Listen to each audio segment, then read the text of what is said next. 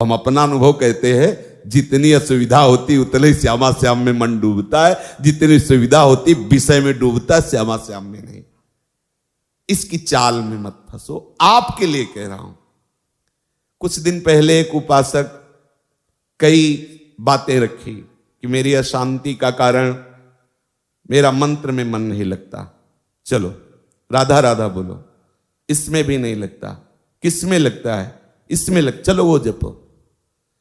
मुझे बाहर निकलना अच्छा, कमरे में पड़े रहो, वहीं टिफिन आ जाएगा, वहीं दूध आ जाएगा ना, मुझे सब। अब खड़े रो रहे हो, क्या करें? भागो, कहां भागोगे? भागो, देखो विश्राम मिलेगा।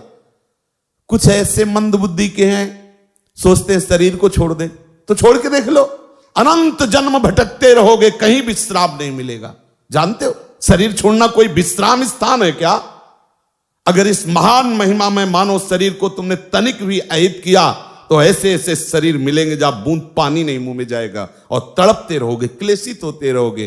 अज्ञान की धरा में कब तक अपना नाश करते रहोगे? कब तक ये नकारात्मक सोच का पोषण करते रहोगे? अरे कई कई दिन महात्माओं को भोजन नहीं मिलता, लोग गालियां देते हैं, धक्के मारते हैं। हमने देखा है, दिगंबर हैं वाराणसी में, ऐसे हाथ फैलाए दरवाजे खड़े हैं, वहां से कुल्हड़ मारा जा रहा है उनके ऊपर, और ये हम देख रहे हैं, देखा है, क्योंकि बाबा की अलवेली नगरी है। कुछ नहीं, मुस्कुरा के चल देते हैं। आपको क्या होता है? आपके पास तो वस्त्र है, आपके पास तो वास की व्यवस्था है, आपको तो भोजन मिल रहा है। वहां भोजन के लिए भूख से विवश होकर के जाते हैं, और वहां कहीं भी कभी भी वो जगत गुरु आपको ऐसा पक्का करेगा, पक्का समझ लीजिए। आप सोचें कि प्रतिकूलता ना आवे, ऐसा हो नहीं सकता। लिख लीजिए, यदि आप सच्चे मार्ग पर चलेंगे तो इसकी चढ़ाई ही प्रतिकूलता है। ऊर्जा शक्ति प्रतिकूलता से बढ़ती है, अनुकूलता से ऊर्जा शक्ति नष्ट होती। परमार्थ की ध्यान रखना, जीवन में जितनी प्रतिकूलता आएगी तन मन के द्वारा, उतने अध्यात्म की ऊंचाई पर उपासक चढ़ता है। निज अनुभव की बात। श्री सन्यासी सदगुरुदेव भगवान वाराणसी समाधि मठ आदेश किया कि बद्रीनारायण चलना है। कोई संतों का उत्सव था वाराणसी के, और अपना तो हृदय में आग लगी हुई थी कि यदि मैं वही हूं तो कैसा हूं, कौन हूं? मुझे ब्रह्मबोध होना चाहिए। नई अवस्था, बस एक ही लगन थी, मुझे ब्रह्मबोध होना चाहिए। गुरुदेव भगवान का आदेश बद्रीनाथ। मुझे पता था कि वहां व्यवहार का उत्सव है, भंडारा ये सब जैसा होता है संतों का, ऐसा मन में लगा कि गुरु आज्ञा का उल्लंघन। और ये आग, जो आग थी, उसने हमें आदेश किया बनारस से बाहर नहीं जाना। क्या करें? उस समय तक समाधि मठ में रहते थे, मुमुक्ष भवन के पास है। एकदम अंदर से निश्चय आया, एक बार कूदो। बस एक दो वस्त्र लिए बाहर निकले तो जो गेट द्वारपाल थे, और उनका इस समय आप कहां जा रहे हैं? तो हमने कहा प्रश्न करने की जरूरत नहीं, सदगुरुदेव भगवान पूछे तो कह देना 80 घाट में है। चले गए, क्योंकि पास कुछ ले रहे थे, चेक करने की जरूरत नहीं। आश्रमों में ऐसा होता, और ऐसा होना भी चाहिए कि उनकी सुरक्षा में सहयोग देना चाहिए जो जहां है, क्योंकि उससे भी तो प्रश्न होते हैं। 80 घाट में जब आए तो निश्चय किया, यह हम हृदय की बात करें, आज के बाद कभी अर्थ स्पर्श नहीं करेंगे जब तक ब्रह्मबोध नहीं होगा। आज के बाद किसी के दरवाजे पर भिक्षा के लिए नहीं खड़े होंगे, और किसी को अपना मित्र नहीं बनाएंगे। वाराणसी के घाटों में रहने का निश्चय, आकाश वृत्ति से जो मिल जाएगा हमारे पास आ जाएगा, हमारे विश्वास पूर्वक, ऐसा नहीं कि दान पुण्य जैसा तो हम उसे पालेंगे, ऐसा भावना करके। संध्या काल में देखा, दंड लिए हुए गुरुदेव भगवान आए, साष्टांग दंडवत किया। उनका एक क्या उद्दंडता है?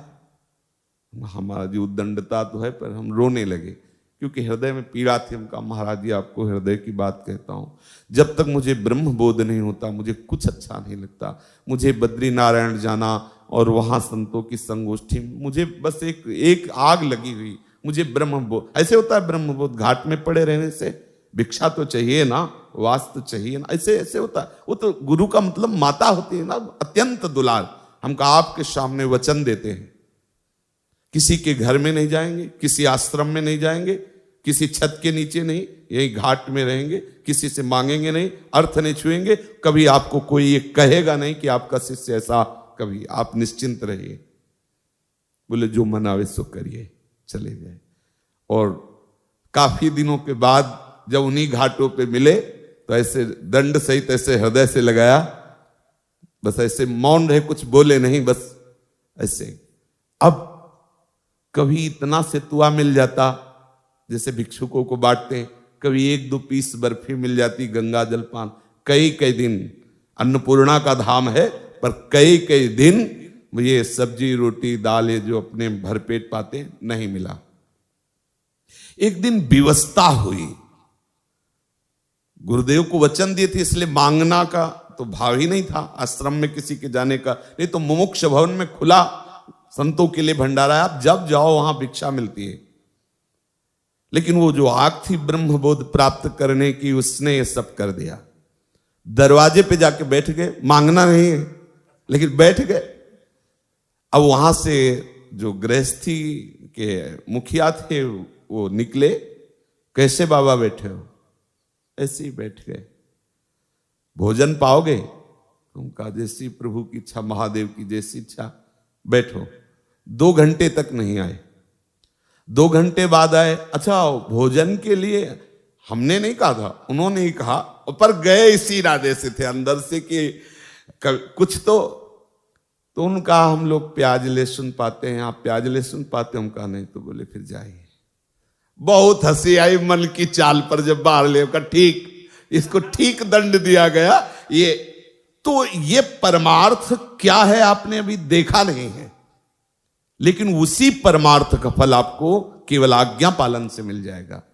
आपने देखा कहां है कि मन कैसा उपद्रव करता है, किस किस तरह से, और ठाकुर कैसे जला के उसे परिपक्व करते हैं। ये वृंदावन धाम है, ये सब आपको यहां नहीं करना है। आप तो बस श्यामा श्याम श्यामा श्याम रज में लुटना है। जब हम आपको समझाते हैं तो आपको लगता है कि कुछ तो हम में है। आप ये नहीं समझते कि मां बच्चे को दुलार करती तो बच्चे की योग्यता देख के करती, क्या मेरा बच्चा है इसलिए दुलार करती। इसलिए सब, चाहे गृहस्थ हो चाहे विरक्त हो, गुरु वचनों के अनुसार चलोगे तो परमार्थ की ऊंचाई पर स्थित हो जाओगे, और मन की चाल पे चलोगे तो भटकना ही है। ये तुम्हें दिखाएगा कि हम यमुना किनारे खूब भजन करेंगे। हम आपको कहते हैं, अगर आपने कोई भी उद्दंडता की तो माना कि 4 दिन ये आपसे वो करवाएगा, लेकिन 5वें दिन ऐसी जगह खड़ा करेगा जहां से आपका परमार्थ क्षीण होने लगेगा। विश्वास मानिए, धैर्यपूर्वक गुरु आज्ञा के अंतर्गत चलिए, तो ये मन श्यामा श्याम में अनन्य हो जाएगा। जो जन्म जन्मांतरों की साधना से नहीं मिलता, वो कृपा से तुम्हें मिल जाएगा। भगवत रसिक जी कह रहे हैं, कै बच्चा के पेट, बस बच्चा ही तो बनना। बच्चा क्या करता है, मैं बताओ? बच्चा शब्द से क्या तात्पर्य है? केवल आचार्य चरण गुरु चरण के सहारे हो जाना, आश्रित हो जाना। अंदर से सोच लो, मुझे कुछ नहीं करना, अब मैं श्यामा श्याम के आश्रित हूं।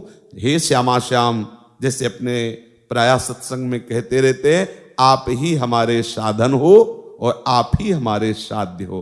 तो हमारे साधन का तात्पर्य क्या है? मैं आपकी शरण में हूं, आपके आश्रित हूं। अब आप जो करवाना चाहो तो देखो कर। महापुरुषों ने इसी बात का अनुभव किया है। तब उनसे जब बात करो कि प्रभु भजन निरंतर कैसे होता है, तो कहते प्रभु की कृपा से होता है। किसी भी सिद्ध महापुरुष से बात करके देखो, आपके जीवन की इस उच्चतम अवस्था पर पहुंचने का आपका क्या साधन रहा है, तो कहते सिर्फ गुरु कृपा, सिर्फ आचार्य कृपा, सिर्फ भगवत कृपा। किसी भी महापुरुष से पूछ लो, क्योंकि जो वास्तविक भजन होता है वो दिखाई देता है कि मैं कर नहीं रहा, ये तो प्रभु की तरफ से हो रहा है। सच्ची मानिए, ऐसे ही चल रहे हो, अचानक वृत्ति फंसी, कोई हमारा चिंतन नहीं, और क्या कहां से कहां पहुंचा दिया कि चलने की ताकत नहीं रही। कहीं ऐसा लगा कि कहीं गिर न जाए, कोई आश्रय लेके बैठ, कोई चिंतन हमारा नहीं, कोई प्रयास हमारा नहीं, कहां पहुंचा दिया। इसलिए आश्रित हो जाओ, दृढ़ता पूर्वक आश्रय श्री श्यामा श्याम के चरणारविंद का और अनन्य चिंतन प्यारे जू के नाम का, रूप का, लीला का। बैठ जाओ, ये सब मन की जो भागा दौड़ हटाओ, विश्राम कर लो।